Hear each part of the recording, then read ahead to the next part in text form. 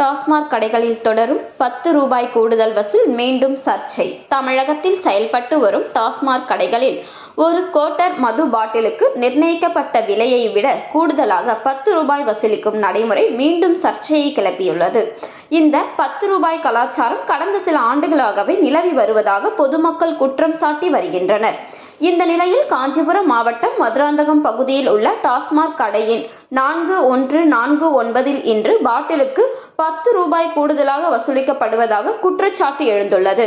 தினமும் குறைஞ்சபட்சம் 2000 பாட்டில்கள் விற்பனை செய்யப்படும் கடைகளில் ஒரு பாட்டிலுக்கு 10 ரூபாய் அதிகமாக வசூலிக்கப்பட்டால் நாள் ஒன்றுக்கு சராசரியாக 20,000 வரை கூடுதலாக தொகை வசூலிக்கப்படுவதாக கணக்கிடப்படுகிறது. இதன் மூலம் மாதத்திற்கு லட்சக்கணக்கில் சட்டவிரோத வசூல் நடைபெறுகிறது என்ற குற்றச்சாட்டு எழுந்துள்ளது.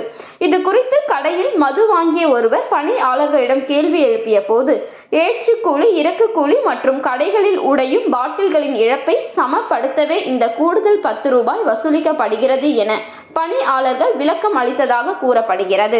இந்த சம்பவம் தொடர்பான வீடியோ தற்பொழுது சமூக வலைதளங்களில் வேகமாக பரவி வருகிறது. இதனால் பொதுமக்கள் மத்தியில் கடும் அதிருப்தி நிலவி வருகிறது. அரசு நிர்ணயித்த விலையை மீறி கூடுதல் தொகை வசூலிப்பது சட்டவிரோதம் என்பதால் சம்பந்தப்பட்ட அதிகாரிகள் உடனடி நடவடிக்கை எடுக்க வேண்டும் என மக்கள் கோரிக்கை விடுத்துள்ளனர்.